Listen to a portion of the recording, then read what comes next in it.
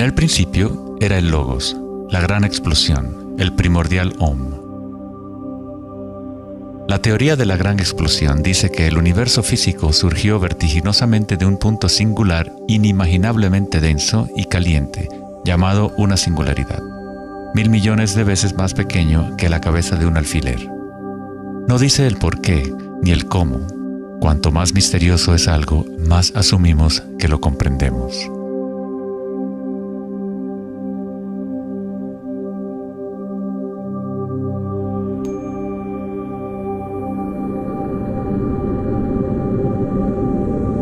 Antes se pensaba que la gravedad haría que se desacelerara eventualmente la expansión del universo, o que lo contraería en una gran implosión. Sin embargo, las imágenes del telescopio Hubble demuestran que la expansión del universo parece estar acelerándose, expandiéndose más y más desde su origen en la gran explosión. De alguna manera, hay más masa en el universo de la cual la física había predicho.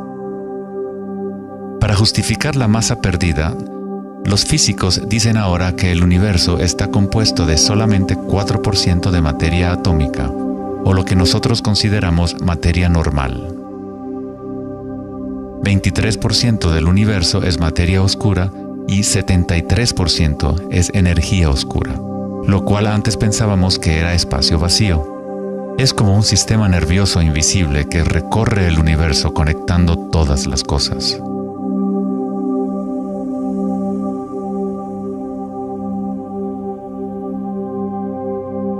Los antiguos maestros védicos enseñaban Nada Brahma. El universo es vibración. El campo vibratorio es la raíz de toda experiencia espiritual e investigación científica verdaderas. En el mismo campo de energía que santos, budas, yogis, místicos, chamanes, sacerdotes y videntes han observado al observar en su interior.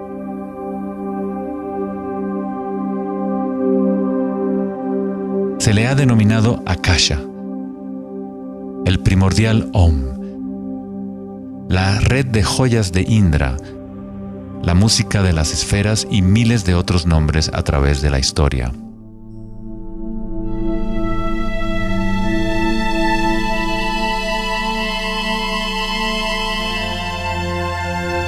Es la raíz común de todas las religiones. Y el vínculo entre nuestros mundos interiores y exteriores.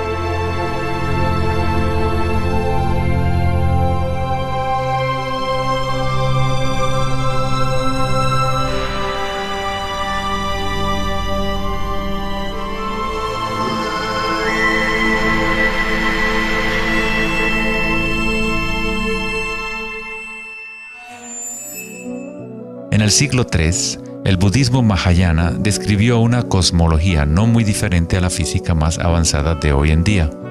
La red de joyas de Indra es una metáfora usada para describir una enseñanza védica mucho más antigua que ilustra la forma en que se teje la trama del universo. Indra, el rey de los dioses, dio a luz el sol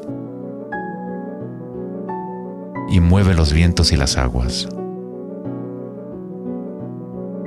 Imagina una telaraña que se extiende en todas las dimensiones. Está formada por gotas de rocío y cada gota contiene el reflejo de todas las gotas de agua y en cada reflejo se advierte a la vez el reflejo de las gotas más minúsculas. Toda la telaraña continúa en esa misma representación hasta el infinito.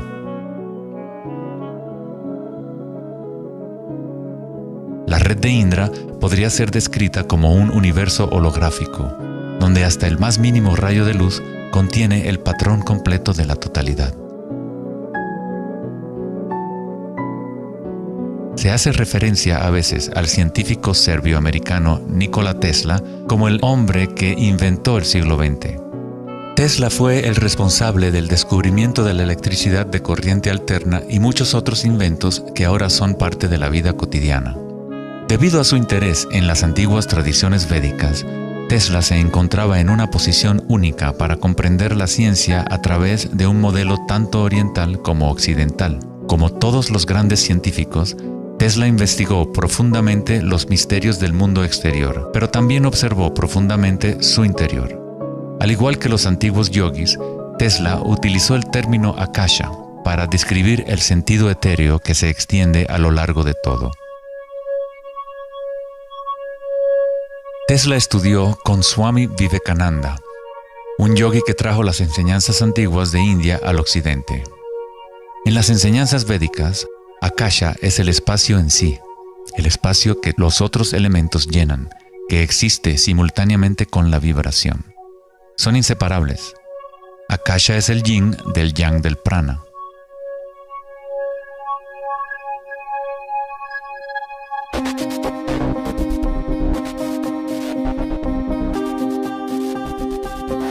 Un concepto moderno que nos puede ayudar a conceptualizar a Akasha, o la sustancia primaria, es la idea de los fractales.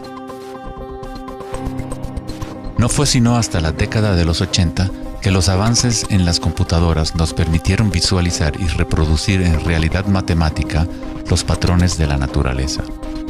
El término fractal fue acuñado en 1980 por el matemático Benoit Mandelbrot, que estudió ciertas ecuaciones matemáticas simples de cuando se repiten, producen una serie interminable de cambios en las formas matemáticas o geométricas dentro de un marco limitado. Son limitadas, pero al mismo tiempo infinitas. Un fractal es una forma geométrica aproximada que se puede dividir en partes, cada una de las cuales es aproximadamente del tamaño de una copia reducida del patrón completo, una propiedad llamada autosemejanza. Los fractales de Mandelbrot han sido llamados las huellas digitales de Dios.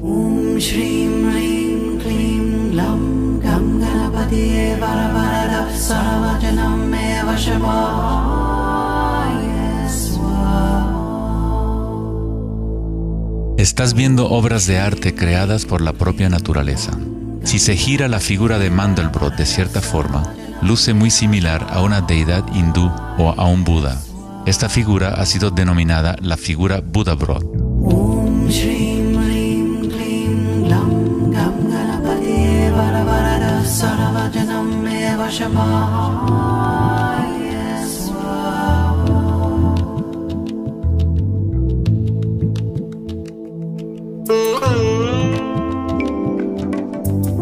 Si nos fijamos en algunas formas de arte y arquitectura antigua, veremos que los humanos hemos asociado la belleza y lo sagrado con patrones fractales desde hace ya mucho tiempo.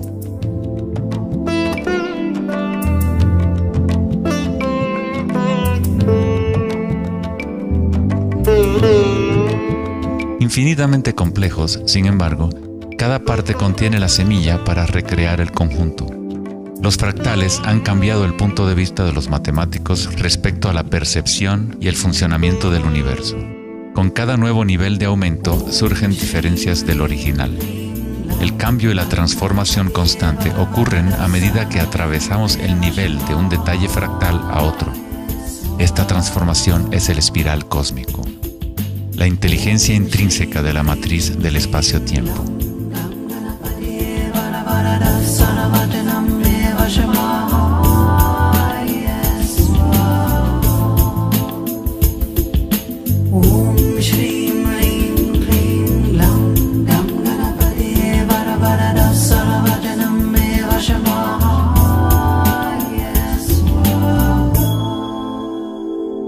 Los fractales son caóticos en su esencia, contienen ruido y orden. Cuando nuestras mentes reconocen o definen un patrón, nos enfocamos en él como si fuera una cosa. Tratamos de encontrar los patrones que consideramos bellos, pero a fin de sostenerlos en nuestras mentes, debemos apartar el resto del fractal.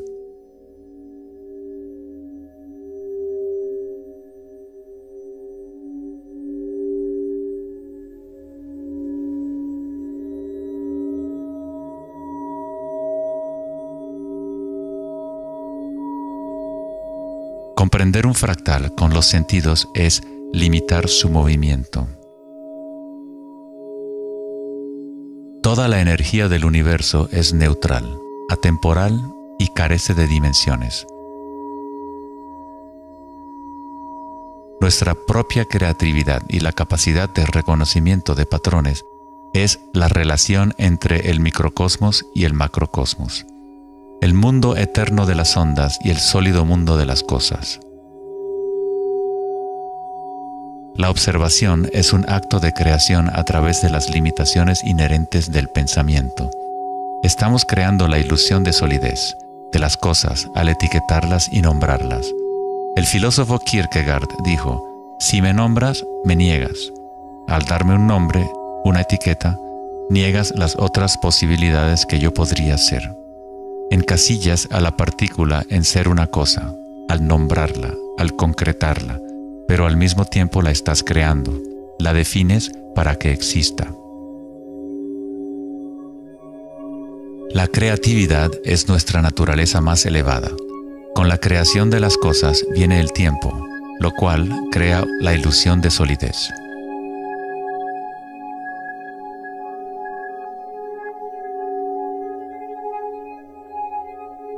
Einstein fue el primer científico en comprender que lo que nosotros consideramos espacio vacío no es la nada, posee propiedades y casi incalculables cantidades de energía son parte intrínseca de la naturaleza del espacio.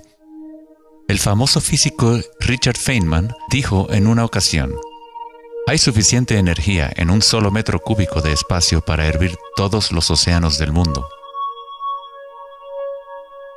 Los meditadores avanzados saben que en el silencio se encuentra el mayor poder. Buda tenía otro término para la sustancia primaria. La llamaba kalapas. Las kalapas son como partículas u ondas minúsculas que están surgiendo y desapareciendo miles de millones de veces por segundo.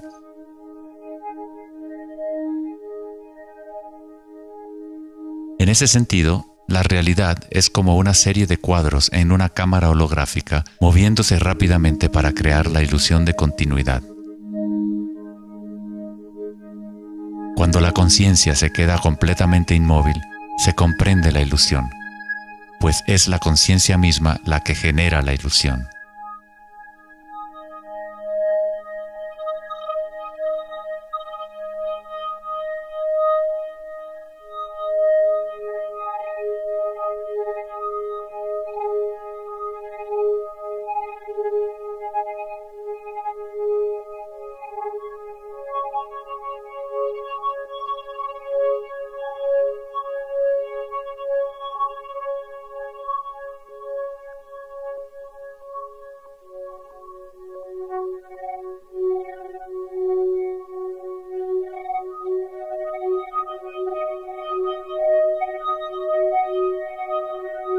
En las tradiciones antiguas orientales se sabía desde hace miles de años que todo es vibración.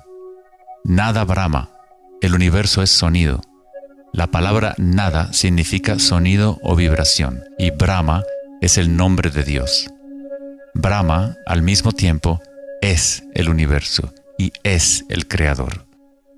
El artista y el arte son inseparables.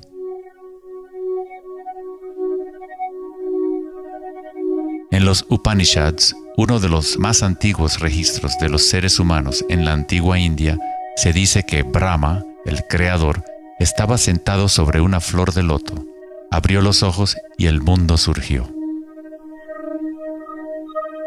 Brahma cierra sus ojos y un mundo entero cesa de existir. Algunos místicos, yogis y sabios han sostenido que hay un campo a nivel de la raíz de la conciencia, el campo akáshico o los registros akáshicos, donde toda la información, todas las experiencias pasadas, presentes y futuras existen ahora y siempre. Es este campo o matriz de la que surgen todas las cosas. Desde las partículas subatómicas, las galaxias, las estrellas, los planetas y toda la vida.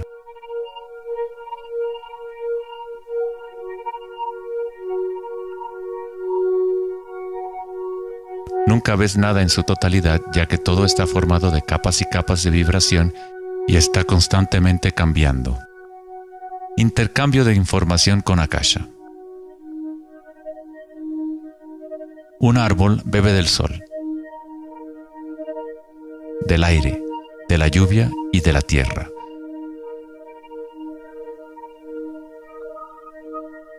Un mundo de energía entra y sale de esta cosa llamada árbol. Cuando la mente pensante permanece en calma, observas la realidad tal como es. Todos los aspectos en conjunto, el árbol, el cielo y la tierra, la lluvia y las estrellas no están separadas. La vida y la muerte, el yo y el otro no están separados. Así como la montaña y el valle son inseparables. En las tradiciones indígenas de los Estados Unidos y en otras tradiciones indígenas, se dice que cada cosa tiene espíritu, lo cual es otra forma de decir, todo está conectado con la única fuente de vibración. Hay una conciencia, un campo, una fuerza que se mueve a través de todo. Este campo no está aconteciendo a tu alrededor, sino a través de ti y en calidad de tu esencia. Tú eres la U en la palabra universo. Eres los ojos con los cuales la creación se observa a sí misma. Cuando te despiertas de un sueño, te das cuenta que todo lo del sueño era parte de ti. Tú lo estabas creando. Es igual para lo que llamamos la vida real. Cada uno y cada cosa eres tú. La única conciencia mirando a través de cada ojo, bajo cada roca,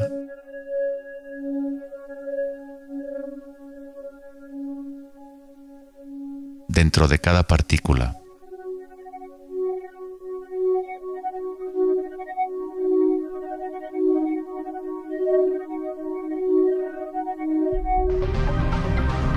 Los investigadores internacionales del CERN, el Laboratorio Europeo de Física de Partículas, están buscando este campo que se extiende a lo largo de todas las cosas. Pero en lugar de mirar hacia adentro, miran al mundo físico externo. Científicos del laboratorio CERN en Ginebra, Suiza, anunciaron que habían encontrado el bosón de Higgs, o la partícula de Dios.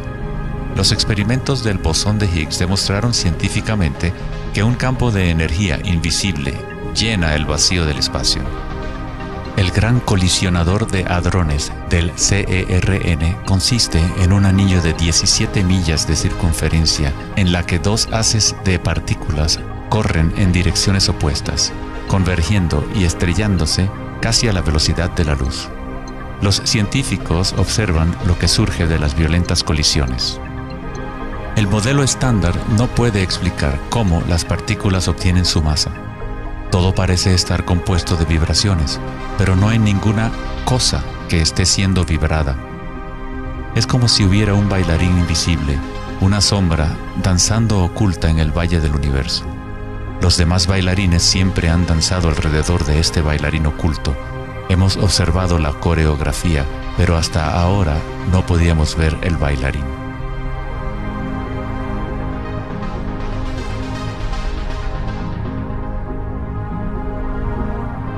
La denominada partícula de Dios, las propiedades de la materia básica del universo, el núcleo de toda la materia que constituiría la masa y la energía inexplicable que acciona la expansión del universo.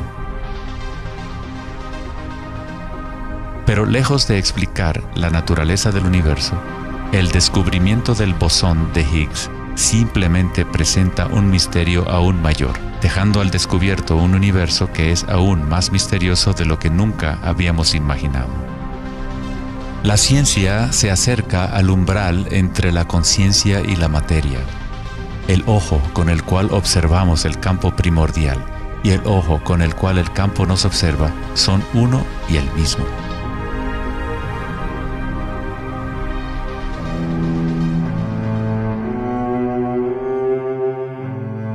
El célebre escritor alemán Wolfgang von Goethe dijo: "La onda es el fenómeno primordial que dio origen al mundo".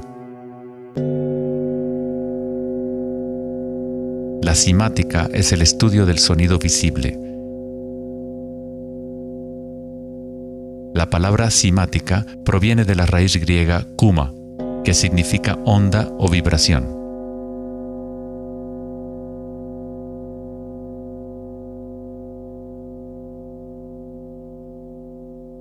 Uno de los primeros científicos occidentales que estudió con seriedad el fenómeno de las ondas fue Ernst Chladni, un músico y físico alemán que murió en el siglo XVIII. Chladni descubrió que cuando colocaba arena en placas de metal y luego hacía vibrar las placas con un arco de violín, la arena se organizaba en figuras con patrones.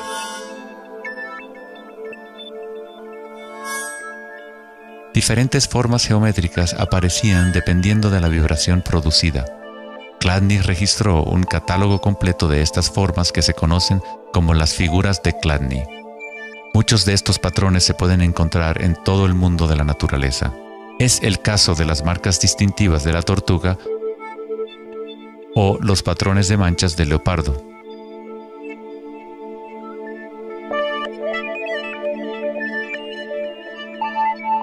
El estudio de los patrones Chladni o patrones ximáticos es uno de los métodos secretos con el que los fabricantes de alta calidad de guitarras, violines y otros instrumentos prueban la calidad del sonido que emiten. Hans Jenny expandió el trabajo de Chladni en los años 60 usando varios líquidos y amplificación electrónica para generar frecuencias de sonido, y así acuñó el término cimática. Si se envían ondas sinusoidales simples a través de un recipiente con agua, se pueden ver los patrones en el agua. Dependiendo de la frecuencia de la onda, aparecerán diferentes patrones de ondas. Cuanto más elevada sea la frecuencia, más complejo será el patrón. Estas formas son repetibles, no aleatorias. Cuanto más observas, más empiezas a ver cómo la vibración organiza la materia en formas complejas que comenzaron en simples ondas repetitivas. Esta vibración de agua tiene un patrón similar a un girasol.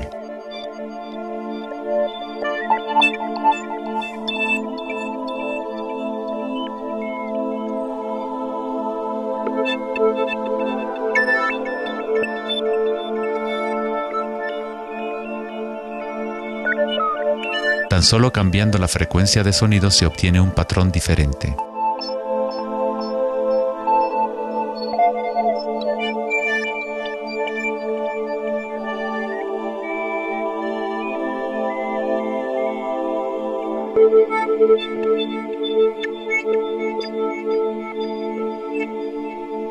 El agua es una sustancia muy misteriosa, es altamente impresionable.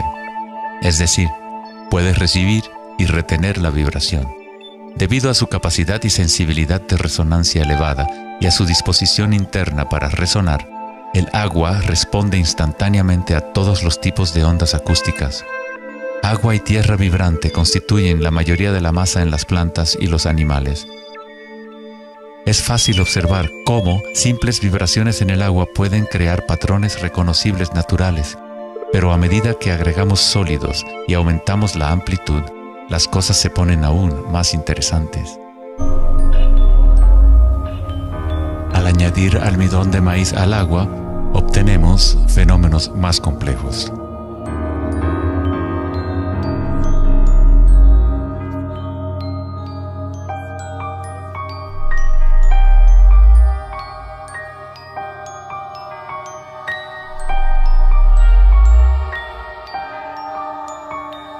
Tal vez, los principios de la vida en sí se pueden observar conforme las vibraciones mueven la burbuja de almidón de maíz en lo que parece ser un organismo en movimiento. El principio que anima el universo se describe en todas las grandes religiones usando las palabras que reflejan los conocimientos de ese momento en la historia.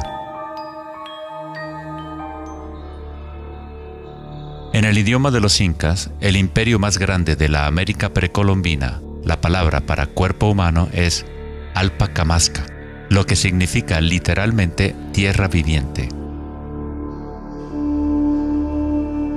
En la Cábala o misticismo judío hablan del nombre divino de Dios, el nombre impronunciable. No se puede pronunciar debido a que es una vibración que está en todas partes. Se trata de todas las palabras, toda la materia. Todo es la palabra sagrada. El tetaedro es la forma más simple que puede existir en 3 dimensiones.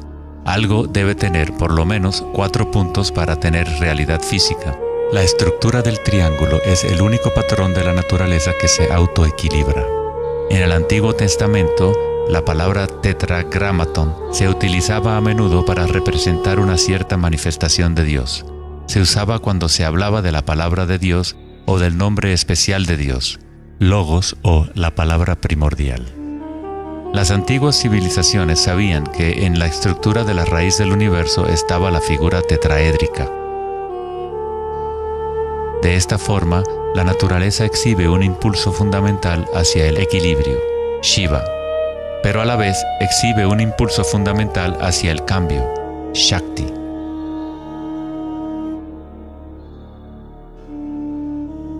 En la Biblia, el Evangelio de Juan dice comúnmente, en el principio era la palabra, pero en el texto original el término utilizado fue logos.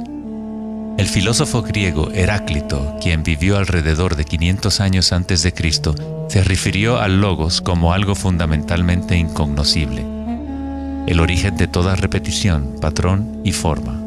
Los filósofos estoicos que siguieron las enseñanzas de Heráclito identifican el término con el principio inspirador divino que impregna el universo.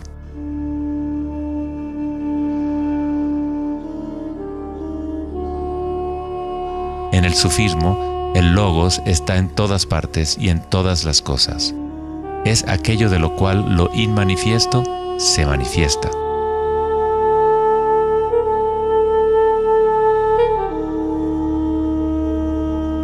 En la tradición hindú, Shiva Nataraja significa literalmente Señor de la danza. El cosmos entero danza al tambor de Shiva. Todo está imbuido o impregnado con la pulsación. El mundo puede seguir evolucionando y cambiando solo mientras Shiva siga danzando.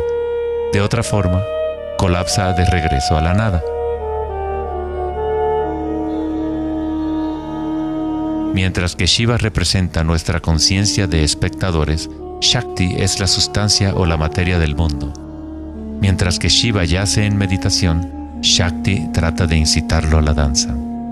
Como el yin y el yang, el bailarín y el baile existen como uno.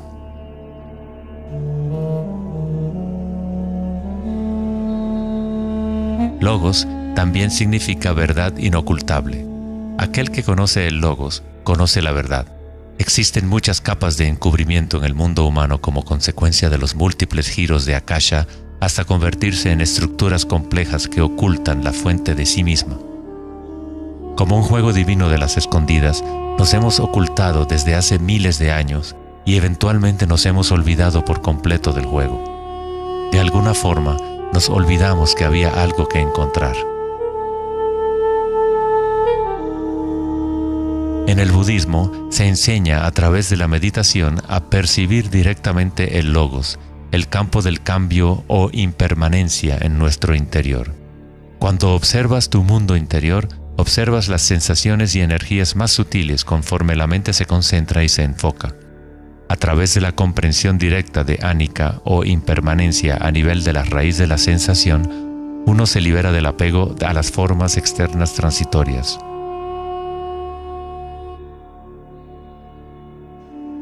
Una vez que tomamos conciencia de que hay un campo vibratorio que es la raíz común de todas las religiones, ¿cómo podemos decir mi religión? O este es mi Om primordial, mi campo cuántico.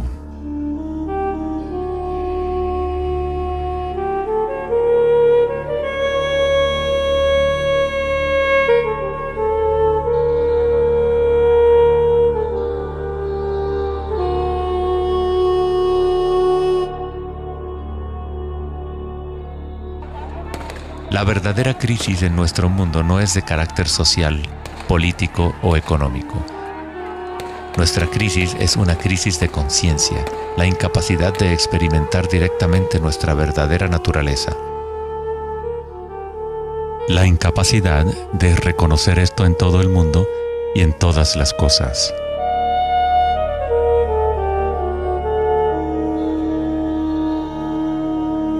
En la tradición budista, el bodhisattva es la persona con una naturaleza búdica despierta. Un bodhisattva se compromete a ayudar a despertar a cada ser en el universo, comprendiendo que solo hay una conciencia. Para despertar el verdadero ser, uno debe despertar a todos los seres.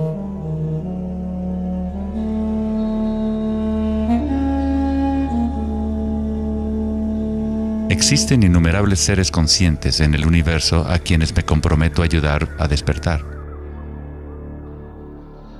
Mis imperfecciones son inagotables. Prometo vencerlas todas. El Dharma es inescrutable. Me comprometo a conocerlo. El camino a despertar es inalcanzable. Me comprometo a alcanzarlo.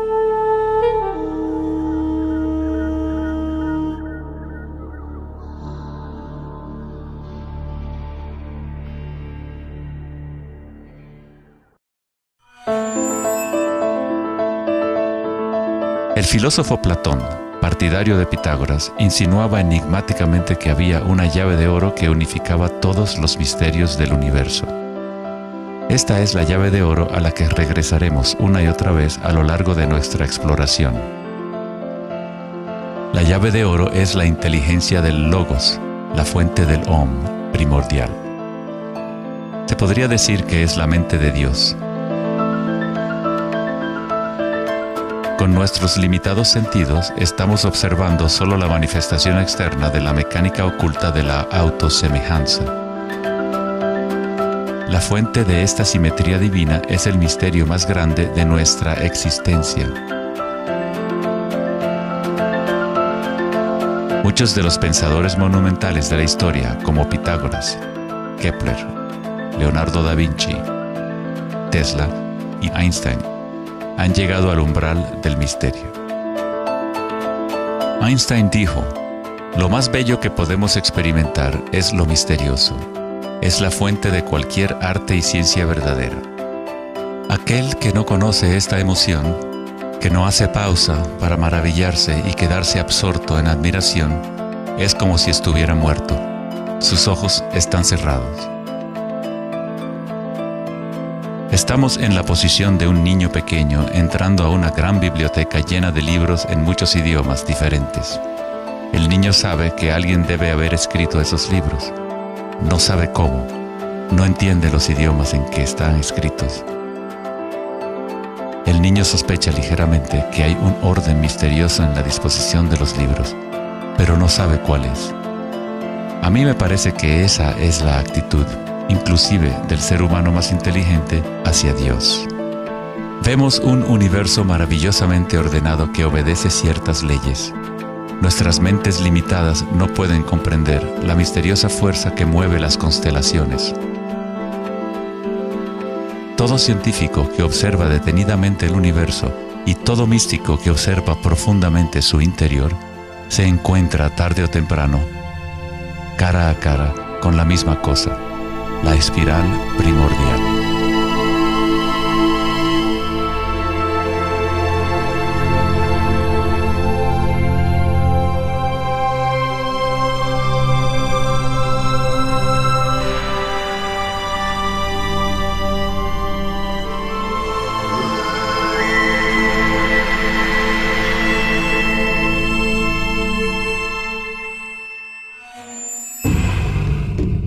Mil años antes de la creación del antiguo observatorio de Stonehenge, la espiral era un símbolo predominante en la Tierra. Las espirales antiguas se pueden encontrar por todas partes del mundo.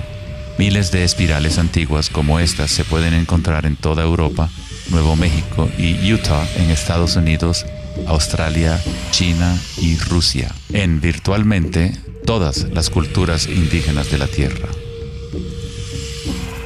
Las espirales antiguas simbolizan el crecimiento, la expansión y la energía cósmica encarnada en el Sol y en el cielo. La forma espiral refleja el macrocosmos del universo mismo revelándose. En las tradiciones indígenas, la espiral es la fuente energética, la madre primordial. Las espirales neolíticas de Newgrange, Irlanda, se remontan a 5000 años.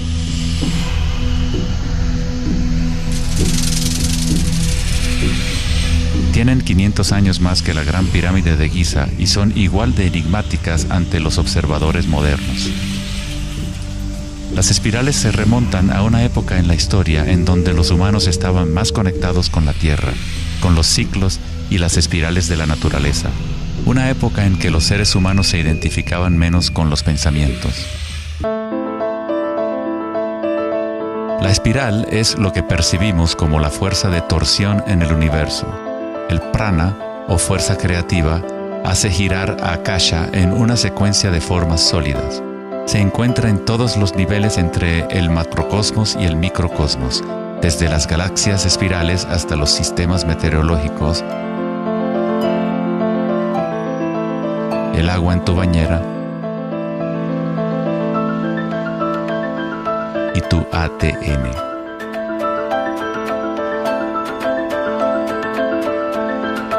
En la experiencia directa de tu propia energía, la espiral primordial no es una idea, sino más bien lo que hace posible toda condición e idea.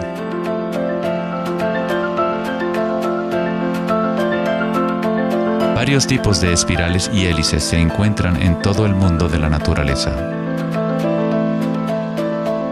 Caracoles,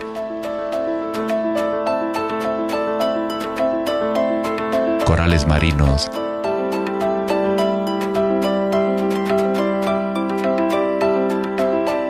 telarañas,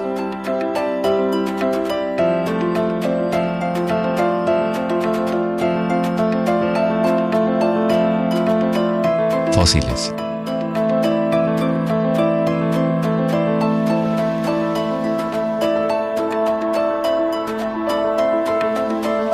En las colas de los caballitos de mar,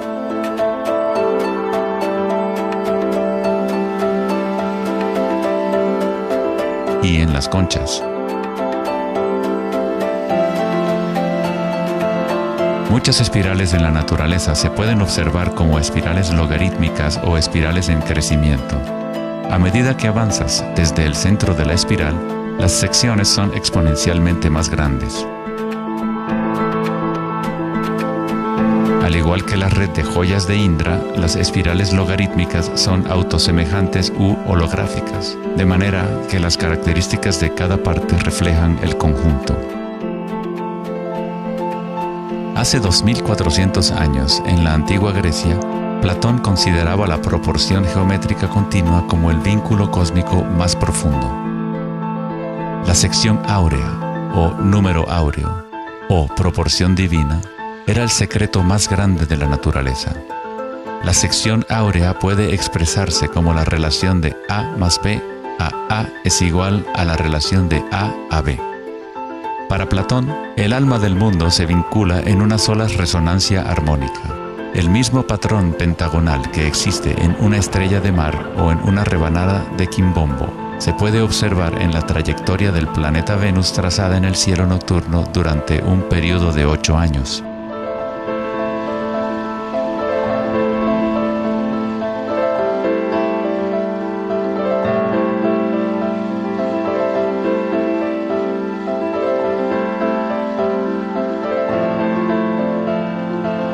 Se observa en el mundo inteligible de las formas en el cielo y en el mundo visible de los objetos materiales en la Tierra, a través de este principio de la autosemejanza geométrica.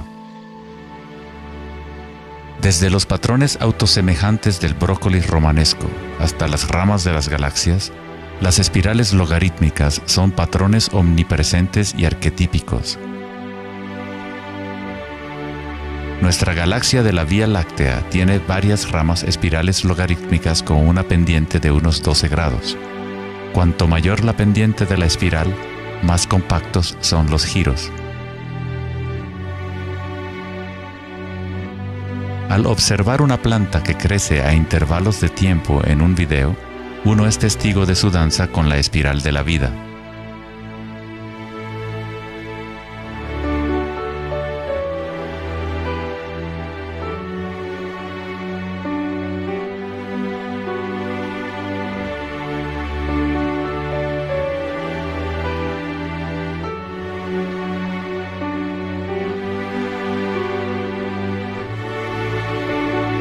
Una espiral dorada es una espiral logarítmica que crece hacia afuera, siguiendo el factor de la sección áurea. La sección áurea es una relación matemática especial que aparece una y otra vez en la naturaleza. El patrón que se observa a continuación se denomina la serie de Fibonacci o la secuencia de Fibonacci. La serie de Fibonacci se desarrolla de tal manera que cada número es la suma de los dos números anteriores. El matemático y astrónomo alemán Kepler descubrió que patrones autosemejantes de espirales son observables de la manera en la cual las hojas están dispuestas en los tallos de las plantas, o en el orden de los pétalos y los capullos de las flores. Leonardo da Vinci observó que el espacio en las hojas tenía a menudo forma de patrones espirales. Estos patrones se llaman filotaxis o patrones de disposición de las hojas.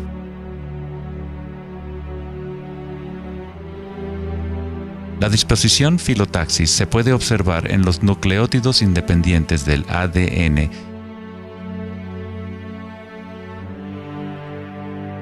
y en todo, desde los árboles genealógicos de conejos reproductores hasta en las piñas del pino, de los cactus a los copos de nieve, y en organismos simples como las diatomeas. Las diatomeas son uno de los tipos más comunes de fitoplancton, organismos unicelulares que sirven de alimento a numerosas especies en la cadena alimenticia.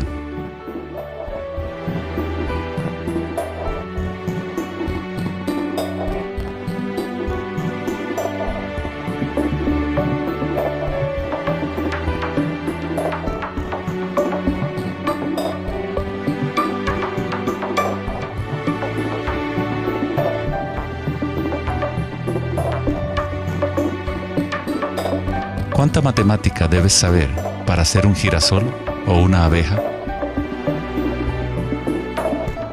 La naturaleza no consulta al departamento de física para producir un brócoli. La estructura en la naturaleza ocurre automáticamente. Los científicos en el campo de la nanotecnología utilizan el término autoensamblaje para describir la forma en la cual se forman los complejos, como en la fase inicial de la formación hexagonal de ADN. En la ingeniería de la nanotecnología, los nanotubos de carbono se componen de una disposición similar de materiales. La naturaleza hace este tipo de geometría una y otra vez sin esfuerzo, automáticamente, sin una calculadora. La naturaleza es precisa y extremadamente eficiente. Según el famoso arquitecto y autor Buckminster Fuller, estos patrones son una función del espacio-tiempo. El ADN y el panal de abejas tienen esa forma por la misma razón que una burbuja es redonda. Es la forma más eficiente que requiere la menor cantidad de energía. El espacio en sí tiene una forma y permite solo ciertas configuraciones de la materia, siempre volviendo a lo más eficiente. Estos patrones son la forma más fuerte y eficiente de construir estructuras arquitectónicas como las cúpulas geodésicas.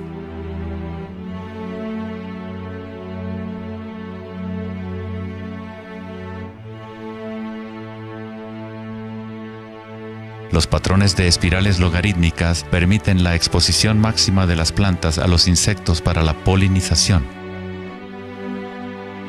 La máxima exposición a la luz solar y la lluvia que les permite llevar el agua de manera eficiente y en espiral hacia sus raíces.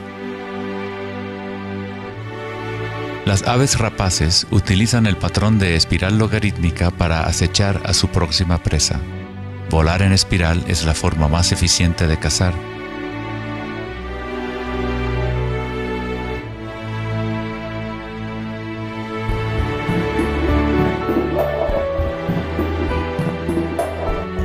Nuestra capacidad de observar el akasha danzando la espiral de la vida hacia una forma material se relaciona con la habilidad de percibir la belleza y la simetría en la naturaleza. El poeta William Blake dijo: "El universo vegetativo se abre como una flor desde el centro de la tierra en donde mora la eternidad. Se expande desde las estrellas hasta el caparazón mundano y ahí se encuentra con la eternidad de nuevo, tanto desde dentro como desde fuera".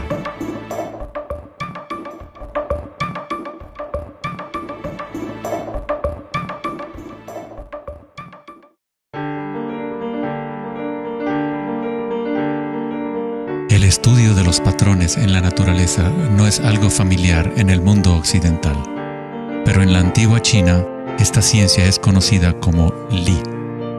El Li refleja el orden dinámico y el patrón en la naturaleza.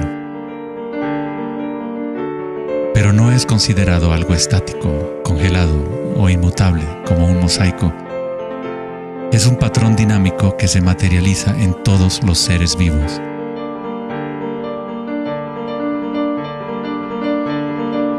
Las arterias de las hojas, las marcas de las tortugas y los patrones de vetas en las rocas son todas expresiones del lenguaje secreto de la naturaleza y del arte. El laberinto es uno de los muchos patrones de Li. Se encuentran en las estructuras de los corales, en hongos como el morel,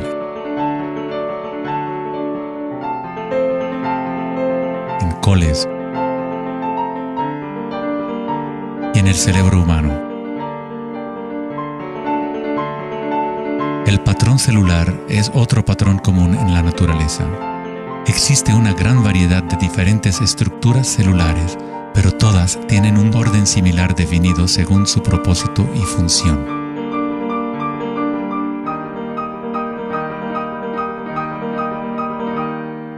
Es fácil quedarse fascinado ante el juego constante de formas, pero lo más interesante es que ciertas formas arquetípicas parecen estar entretejidas en la trama de la naturaleza.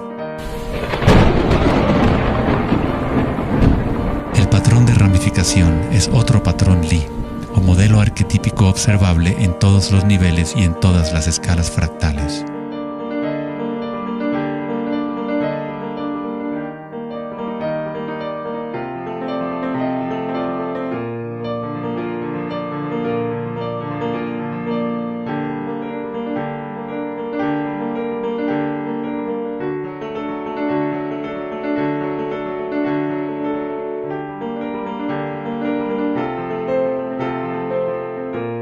Tomemos, por ejemplo, esta imagen increíble de una simulación de computadora conocida como la simulación del milenio, que muestra la distribución de la materia oscura en el universo local. Fue creada por Max Planck Society en Alemania. La materia oscura es lo que antes considerábamos espacio vacío. Es como un sistema nervioso invisible que recorre todo el universo.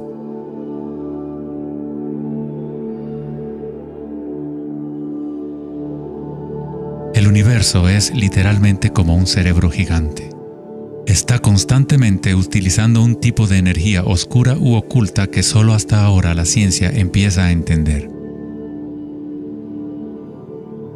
A través de esta red inmensa, la insondable energía se mueve proporcionando el impulso para la expansión y el crecimiento del universo.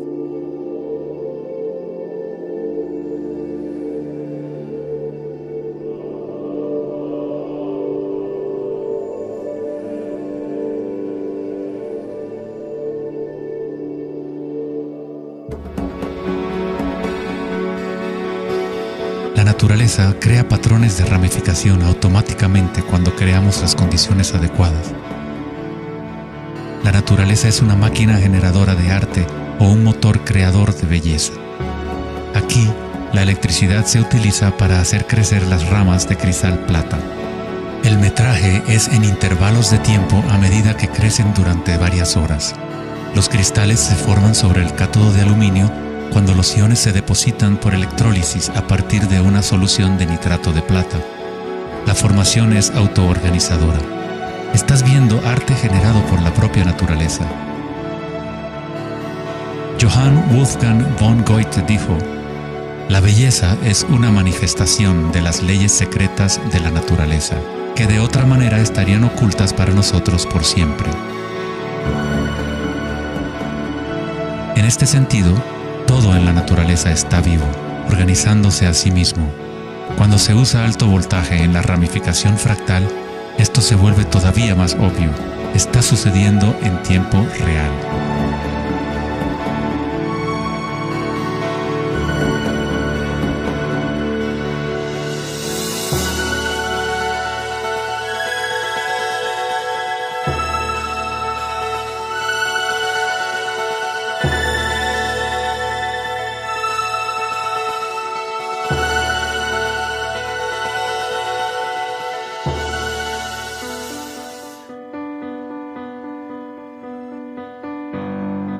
cuerpo humano se encuentran patrones y estructuras ramificadas por todas partes.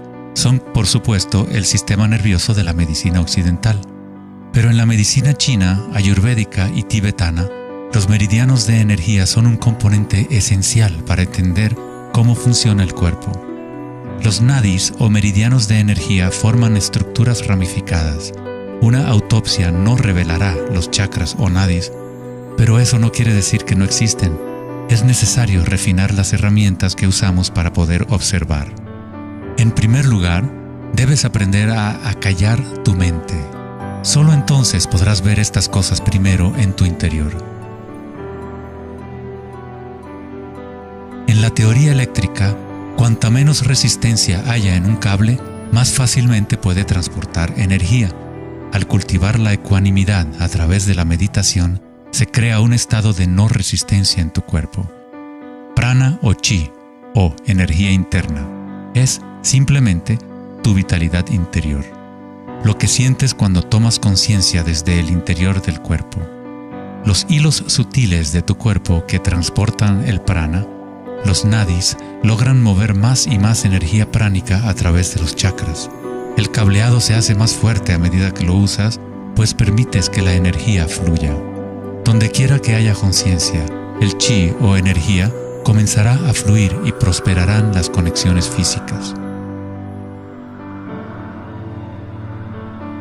En el sistema nervioso y el cerebro, los patrones físicos de cableado se establecen por repetición. Si prestas atención continuamente a lo que está en tu interior y reduces la resistencia a las sensaciones que están experimentando, incrementas tu capacidad energética.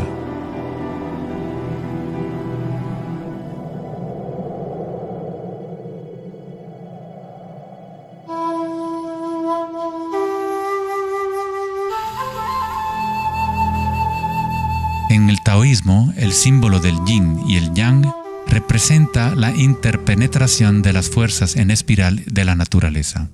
El yin y el yang no son dos y no es uno. El antiguo concepto del ara está representado por un yin y yang o remolino en espiral. Es el centro de energía localizado en el abdomen, debajo del ombligo. Ara significa literalmente mar u océano de energía. En China, el ara es llamado el Dantien inferior. En muchas formas de artes marciales asiáticas, se dice que el guerrero con ara fuerte es imparable. En la tradición samurái, una forma de suicidio ritual o seppuku era el harakiri. Esto significa traspasar tu propio ara, desconectando el chi o canal de energía. Moverse desde este centro crea el movimiento enraizado y lleno de gracia que se ve no solo en las artes marciales,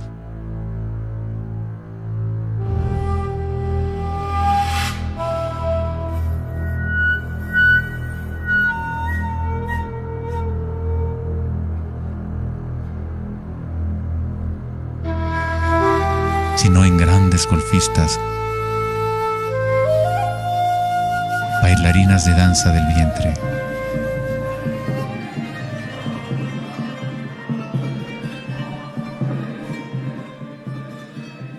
Y derviches giradores sufíes. La esencia del ara es la cultura de la conciencia disciplinada, enfocada en un solo punto, la quietud del ojo del huracán.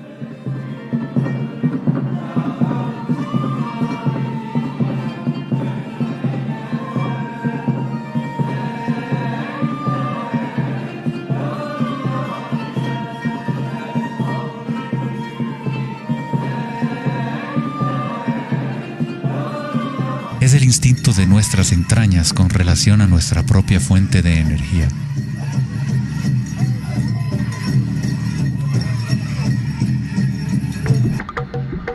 Una persona con buena ara está conectada con la tierra y con la sabiduría intuitiva que conecta a todos los seres.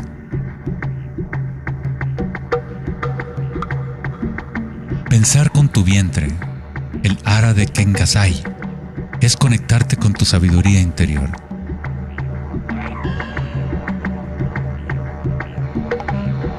Los antiguos aborígenes australianos se concentraban en la misma zona justo debajo del ombligo, donde el cordón de la gran serpiente arcoíris yacía enroscada. Una vez más, una representación de energía evolutiva en la humanidad. No es casualidad que es en el ara donde comienza la nueva vida.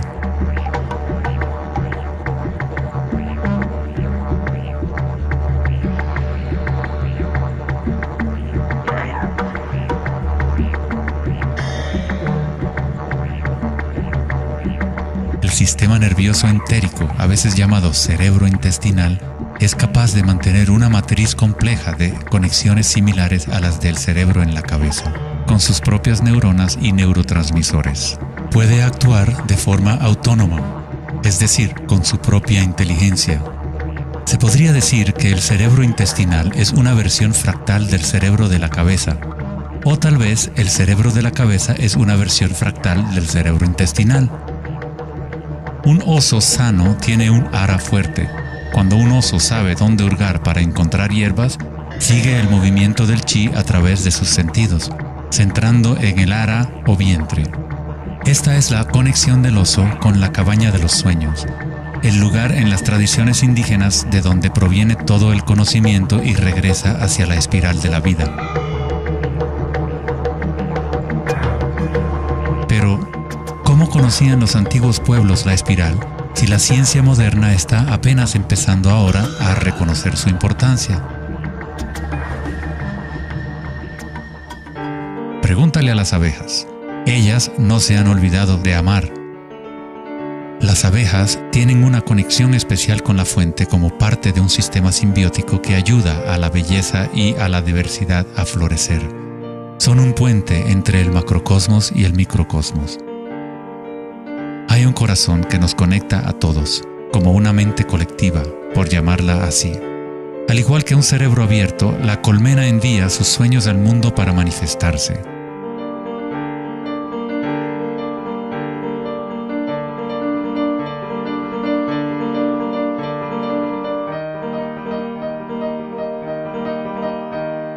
En la naturaleza, muchas criaturas saben cómo actuar en el unísono para moverse con un solo espíritu, en una sola dirección.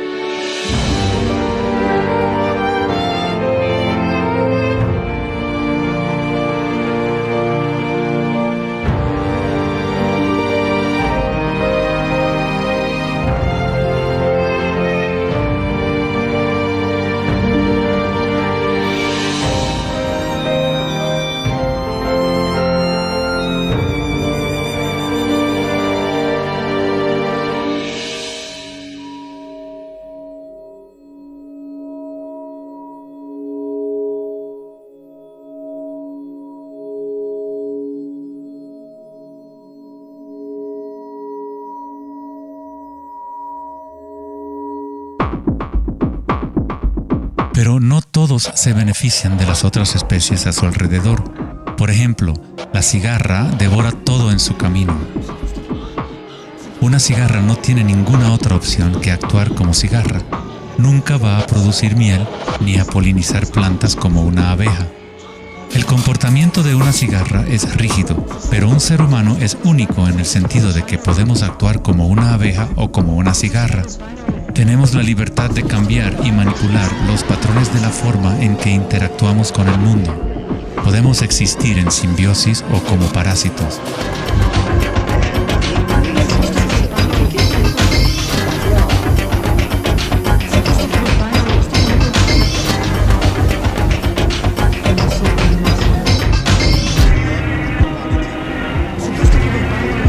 Hoy en día, los seres humanos tratan de entender la espiral con la mente racional, pero nunca ha sido el pensamiento el que nos conecta con la espiral de la vida.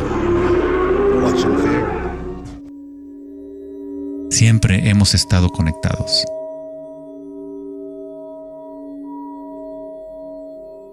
El pensamiento ha sido lo que nos ha mantenido en la ilusión de la separación dentro de nuestras propias identidades. El pensamiento es la creación de la separación, la experiencia de limitación. Cuanto más nos alineamos con el pensamiento, más nos alejamos de la fuente. Las culturas antiguas menos orientadas al pensamiento se alineaban con la espiral de una manera más directa y personal de lo que nosotros hacemos hoy en día. En la antigua India, el Kundalini es una representación de la propia energía interior que se mueve a lo largo de la columna vertebral en un patrón en forma de serpiente o hélice. En las antiguas tradiciones yogis de la India, los mundos interiores de las personas de la época se comparaban con las culturas que se centraban en el Ara. Equilibrar el poder de la espiral con la quietud propia de la observación de tu conciencia es alinearte con tu pleno potencial evolutivo, para florecer como el ser original y multifacético que fuiste concebido. Ida, el femenino o canal lunar, está conectado al cerebro derecho y Pingala, el canal masculino o solar, está conectado al cerebro izquierdo. Cuando estos dos canales están en equilibrio, la energía fluye hasta un tercer canal, Sushumna, en el centro de la columna vertebral, energizando los chakras y desbloqueando nuestro pleno potencial evolutivo. La palabra chakra es una antigua palabra sánscrita que significa rueda de energía. El Kundalini es nada menos que la espiral primordial que, como una danza, hace emerger tu vida humana a la existencia. Es un orden diferente de energía al que normalmente conocemos, como un puente de materia bruta para las energías más sutiles. Tú eres ese puente. El Kundalini no es una energía que pueda ser forzada a través de la voluntad, el esfuerzo ni la fricción. Es similar a cultivar una flor. Todo lo que podemos hacer como buenos jardineros es preparar la tierra y las condiciones adecuadas y luego dejar que la naturaleza siga su curso. Si obligas a una flor a florecer prematuramente, la destruyes. La flor crece con su propia inteligencia, con su propia guía de organización. La mentalidad egoica que se obsesiona con el mundo exterior es lo que te impide experimentar tu verdadera naturaleza vibratoria. Cuando la conciencia se vuelca hacia el interior, se asemeja a los rayos del sol y comienza a florecer el loto interior. Conforme el Kundalini despierta en nuestro interior, comenzamos a notar el distintivo de la espiral en todas las cosas. En todos los patrones internos y externos, esta espiral es el vínculo entre nuestros mundos interiores y exteriores.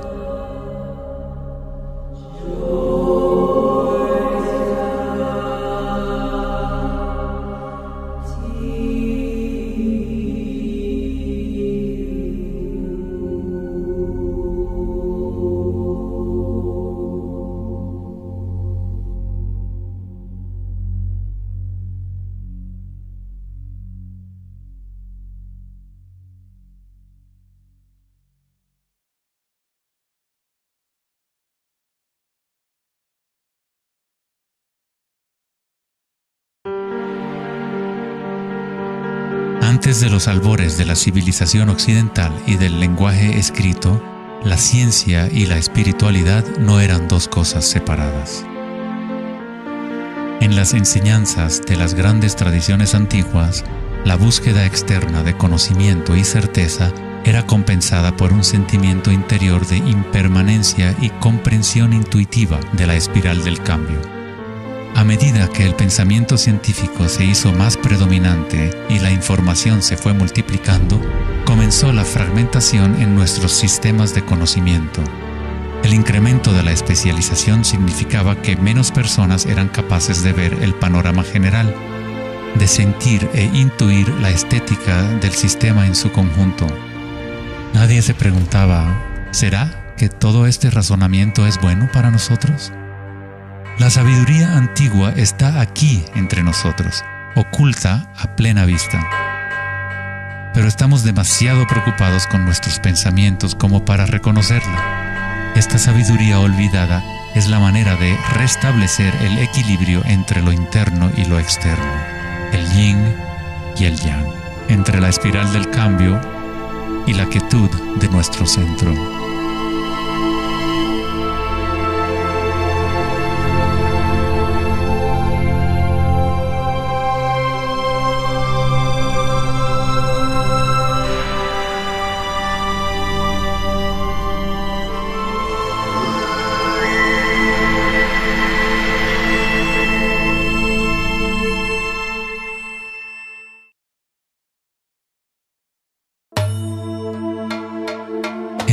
leyenda griega, Asclepio era hijo de Apolo y dios de la medicina.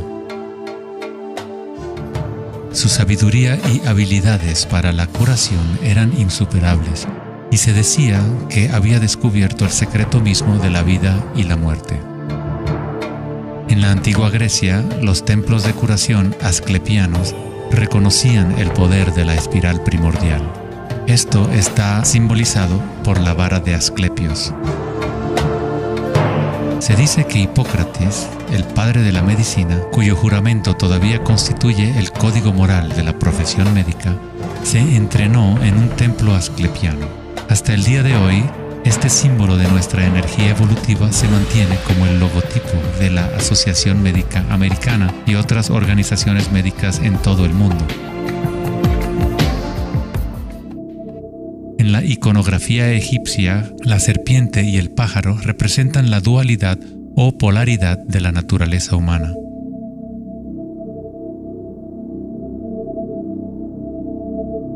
La serpiente en dirección descendiente es la espiral manifestada y la energía evolutiva del mundo.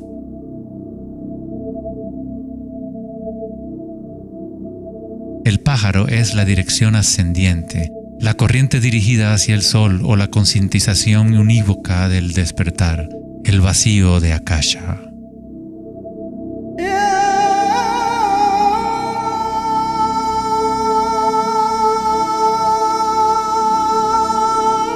Faraones y dioses son representados con su energía despierta, en donde la serpiente Kundalini asciende por la columna vertebral y traspasa el chakra ajna entre los ojos. Esto se denomina el ojo de Horus. En la tradición hindú, el bindi también representa el tercer ojo, la conexión divina con el espíritu.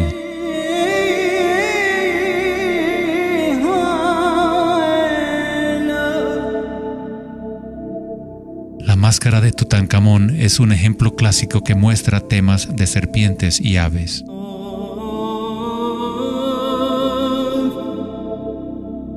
Las tradiciones mayas y aztecas combinan a la serpiente y al pájaro en un solo dios, Quetzalcóatl o Kukulcán. El dios de la serpiente alada representa la conciencia evolutiva despierta o el Kundalini despierto. La persona que despierta a Quetzalcóatl en su interior es una manifestación viviente de lo divino. Se dice que Quetzalcóatl o la energía de la serpiente regresará al final de los tiempos.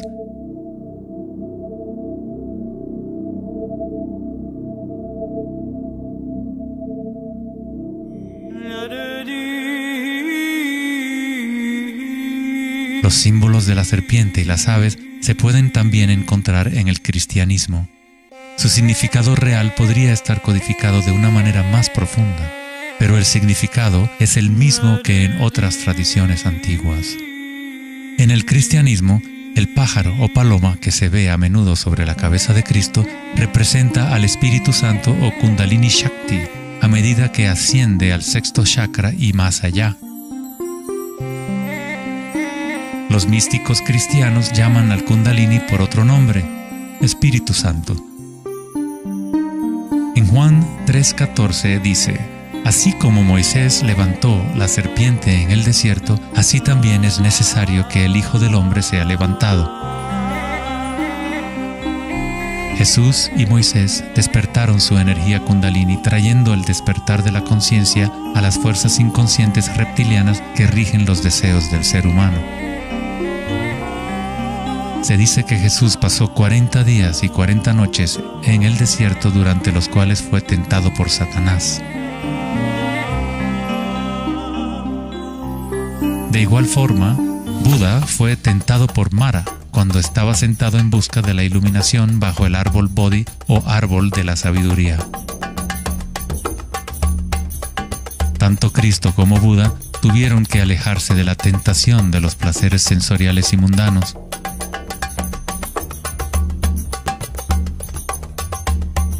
En ambas historias, el demonio es la personificación de los propios apegos.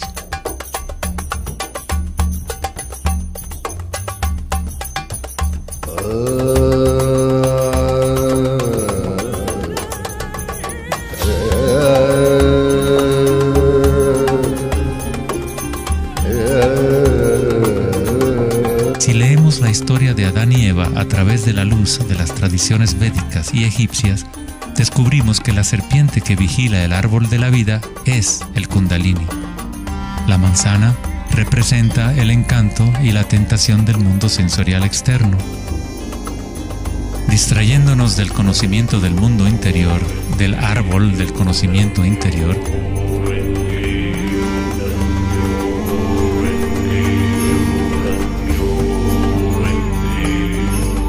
el árbol es simplemente la red de nadis o meridianos de energía dentro de nosotros mismos, que forma literalmente estructuras ramificadas por todo el cuerpo.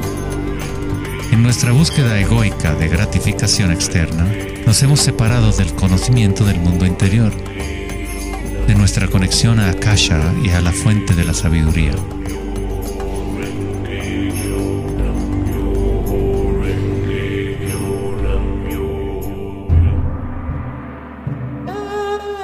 Muchos de los mitos históricos del mundo sobre dragones pueden interpretarse como metáforas de las energías internas de las culturas de las cuales forman parte.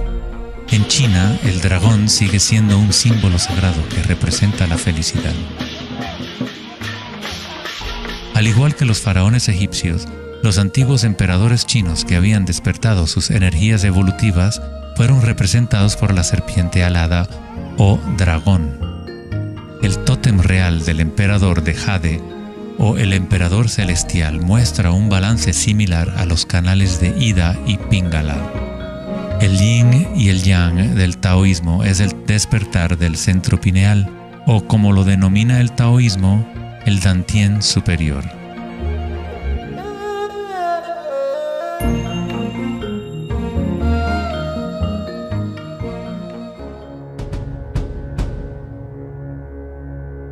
La naturaleza está llena de distintas formas de detectar y asimilar la luz. Por ejemplo, un erizo de mar puede, en verdad, ver con su cuerpo espinado que actúa como un gran ojo. Los erizos detectan la luz que ilumina sus espinas y comparan la intensidad de los rayos para tener una idea de lo que está en su entorno.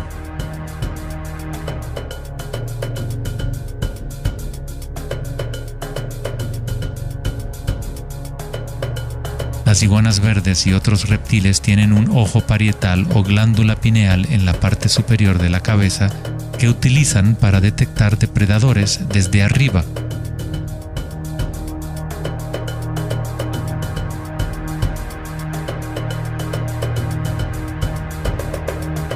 La glándula pineal humana es una pequeña glándula endocrina que ayuda a regular los patrones del sueño y vigilia. A pesar de que está oculta profundamente en la cabeza, la glándula pineal es sensible a la luz. El filósofo Descartes reconoció que el área de la glándula pineal o tercer ojo era la interfase entre la conciencia y la materia. Casi todo es simétrico en el cuerpo humano. 2 ojos, 2 oídos, 2 fosas nasales. Incluso el cerebro tiene 2 hemisferios. Pero hay un área en el cerebro que no se duplica. Es el área de la glándula pineal y el centro energético que lo rodea. En un nivel físico, ahí se forman naturalmente moléculas únicas como el DMT. El DMT también se forma naturalmente en el momento del nacimiento y en el momento de la muerte, actuando literalmente como un puente único entre el mundo de los vivos y de los muertos.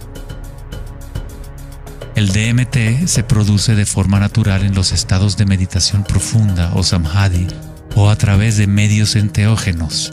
Por ejemplo, la ayahuasca es usada en tradiciones chamánicas de América del Sur para eliminar el velo entre los mundos internos y externos.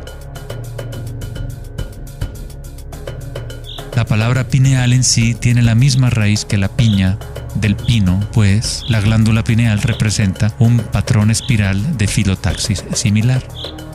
Este modelo, que también conocido como flor del patrón de vida, es común en obras de arte antiguas que representan seres iluminados o despiertos. Cuando la imagen de la piña del pino se observa en formas de artes sacras, representa el despertar del tercer ojo, la conciencia unívoca que dirige el flujo de energía evolutiva. La piña del pino representa el florecimiento de los chakras superiores que se activan mientras Sushumna se eleva hasta el chakra Ajna y más allá. En la mitología griega, los seguidores de Dionisio llevaban una panícula o báculo gigante, envuelto en hojas enredadera en espiral y una piña de pino en el extremo superior. Una vez más, representa la energía de Dionisio o Kundalini Shakti, mientras asciende por la columna vertebral al cuerpo pineal del sexto chakra. En el corazón del Vaticano, tal vez esperarías ver una gigantesca escultura de Jesús o María, y en su lugar hay una estructura de piña de pino gigante, lo que indica que en la historia cristiana pudo haber habido conocimiento de los chakras y el Kundalini, pero por alguna razón se mantuvo oculto de las masas. La explicación oficial de la Iglesia es que la piña del pino es un símbolo de regeneración y representa la nueva vida en Cristo.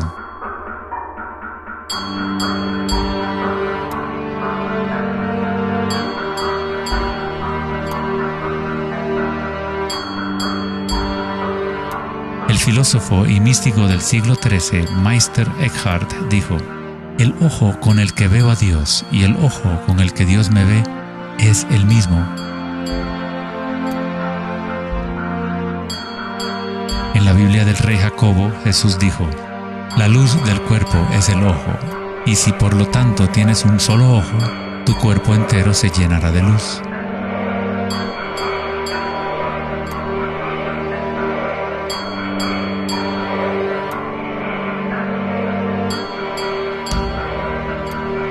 Buda dijo: "El cuerpo es el ojo". En estado de Samadhi, uno es a la vez el observador y el observado. Somos el universo consciente de sí mismo.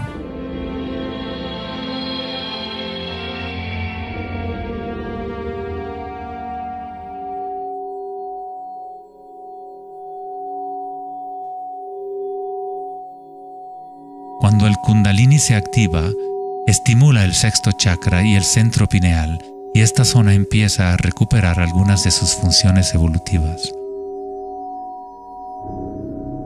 La meditación en la oscuridad ha sido utilizada durante miles de años como una forma de activar el sexto chakra en el área de la glándula pineal.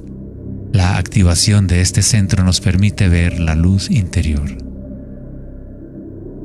Ya sea el yogi proverbial o el chamán en retiro profundo en una cueva, un taoísta, un iniciado maya o un monje tibetano, todas las tradiciones incorporan un periodo de tiempo durante el cual uno entra en la oscuridad. La glándula pineal es la puerta a la experiencia directa de la propia energía sutil. El filósofo Nietzsche dijo: "Si miras fijamente al abismo durante el tiempo suficiente, eventualmente descubrirás que el abismo te mira fijamente de regreso". Los dólmenes o las antiguas tumbas en formas de pórtico se encuentran entre las estructuras más antiguas que quedan en la Tierra. La mayoría datan del periodo neolítico de 3000 a 4000 años antes de Cristo, y algunos en Europa occidental tienen 7000 años de antigüedad. El dolmen se utilizaba para entrar en meditación perpetua como una forma para los humanos de formar un puente entre el mundo exterior e interior. A medida que uno continúa meditando en la oscuridad total, eventualmente empieza a observar la energía interna o luz al activarse el tercer ojo.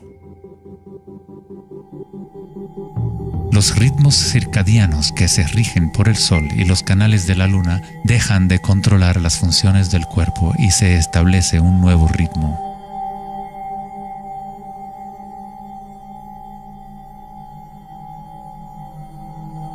El séptimo chakra ha sido representado por el símbolo Om desde hace miles de años, un símbolo construido por signos sánscritos que representan los elementos. Cuando el Kundalini se eleva más allá del sexto chakra, se empieza a crear un halo de energía. Los halos aparecen constantemente en las pinturas religiosas de diferentes tradiciones en todas partes del mundo.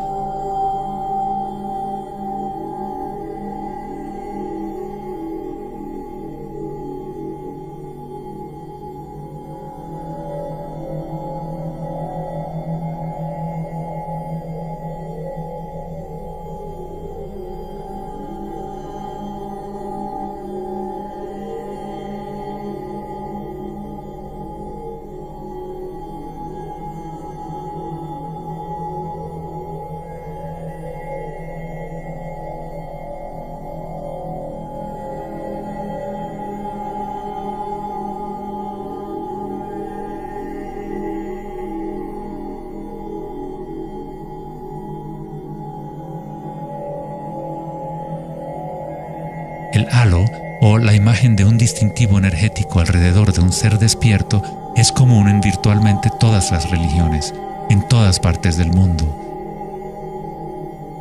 El proceso evolutivo de despertar los chakras no es propiedad de un grupo o de una religión, es el derecho inalienable de todo ser humano en el planeta.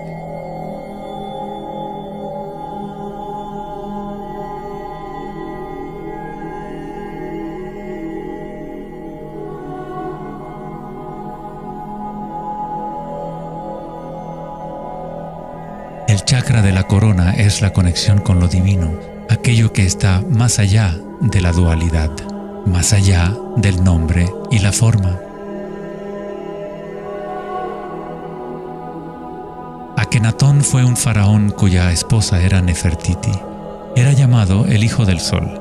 Él descubrió Atón, o la palabra de Dios en su interior, uniendo el Kundalini y la conciencia.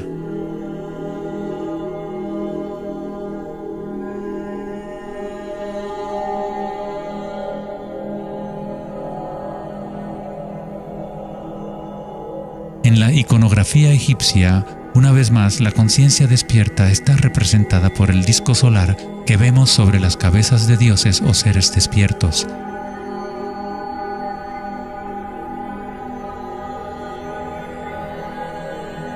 En las tradiciones hindú y yógica, se denomina Sahasrara a ese halo, el loto de 1000 pétalos.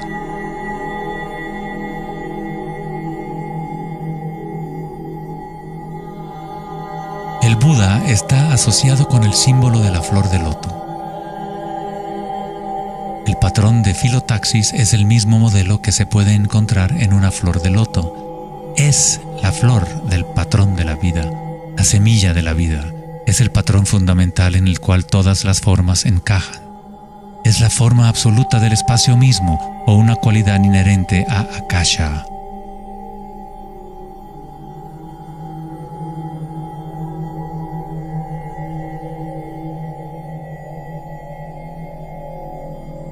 En un momento de la historia, el símbolo de la flor de la vida predominaba por toda la tierra. La flor de la vida se encuentra custodiada por leones en lugares más sagrados de China y otras partes de Asia.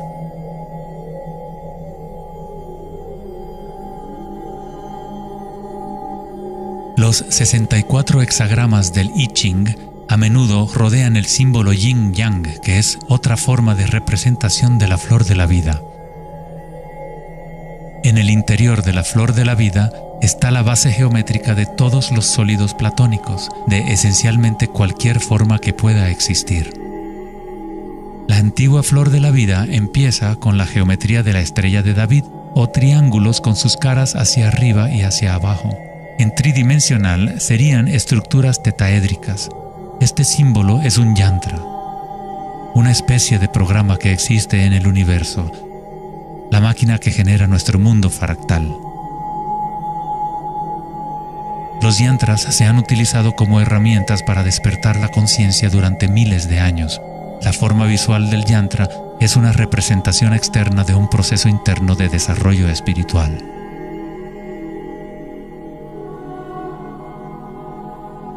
Es la música oculta del universo hecha visible, compuesto por la intersección de formas geométricas y patrones de interferencia.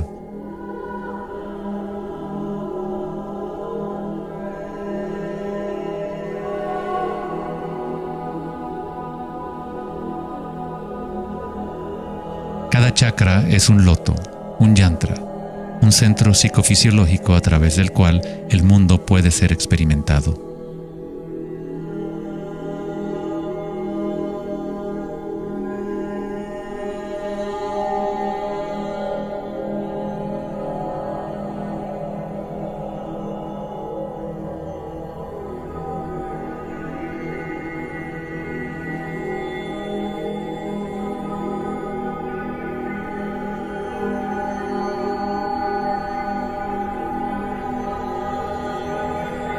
Un yantra tradicional, tal como se puede encontrar en la tradición tibetana, posee valiosas capas de significado, a veces incorporando una cosmología y visión del mundo por completo. El yantra es un patrón en constante evolución que trabaja a través del poder de la repetición o iteración de un ciclo. El poder del yantra está casi perdido en el mundo de hoy, ya que buscamos significado solo en la forma externa y no lo conectamos a nuestras energías internas a través de la intención.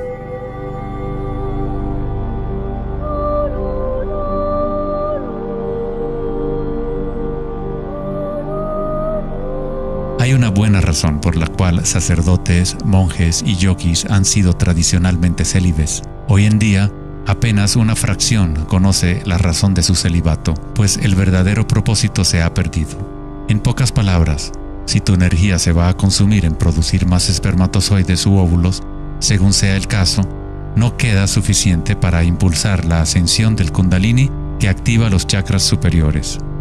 El Kundalini es energía vital, la cual es también energía sexual.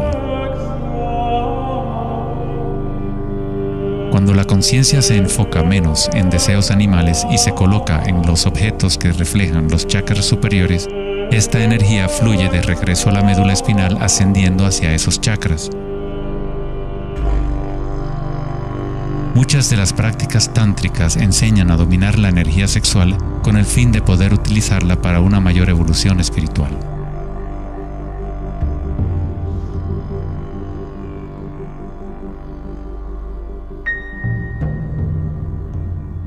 Tu estado de conciencia crea las condiciones adecuadas para que tu energía pueda crecer. Entrar en un estado de conciencia no requiere de tiempo. Como dice Eckhart Tolle, la conciencia y la presencia siempre suceden en el ahora. Si estás tratando de hacer que algo suceda, entonces estás creando resistencia hacia lo que es. Es la eliminación de toda resistencia lo que permite que la energía evolutiva se desarrolle. En la tradición yógica antigua, las posturas de yoga se han utilizado para preparar el cuerpo para la meditación. El Hatha Yoga nunca fue enseñado como un régimen de ejercicio, sino como una forma de conectar nuestro mundo interior y exterior. La palabra sánscrita Hatha proviene de las raíces Sol A y Luna Ta. En el Yoga Sutra original de Patanjali, el propósito de las 8 ramas del yoga es igual al noble sendero de 8 facetas del Buda, para la liberación del sufrimiento. Cuando las polaridades del mundo dual están en equilibrio, surge un tercer elemento. Nos encontramos con la misteriosa llave dorada que abre las fuerzas evolutivas de la naturaleza. Esta síntesis de los canales del Sol y la Luna es nuestra energía evolutiva.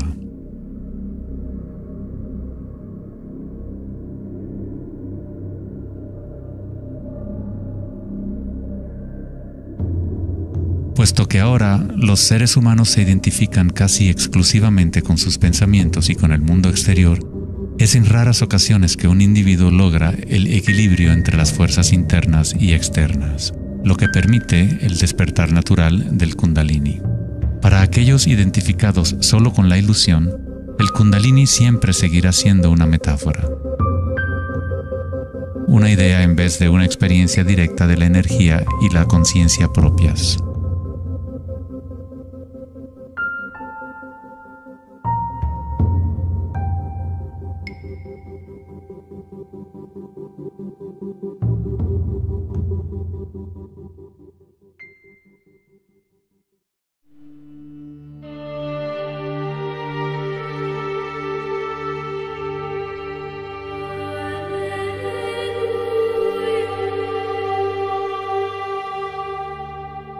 La vida, la libertad y la búsqueda de la felicidad.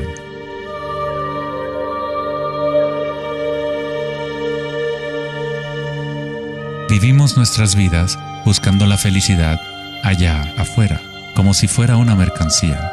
Nos hemos convertido en esclavos de nuestros propios deseos y anhelos. La felicidad no es algo que pueda ser perseguido o comprado como un traje barato. Esto es maya, ilusión, el juego interminable de la forma. En la tradición budista, samsara, o el ciclo interminable del sufrimiento, se perpetúa por el deseo de placer y la aversión al dolor. Freud se refirió a esto como el principio del placer. Todo lo que hacemos es un intento de crear placer, para obtener algo que deseamos o para evitar algo que no es deseable, que no queremos. Incluso un organismo simple como el paramecio hace esto. Esto se llama respuesta al estímulo. A diferencia de un paramecio, los humanos tenemos más posibilidades de elección. Somos libres para pensar, y ahí radica el problema. Es pensar en lo que deseamos, lo que se ha salido de control.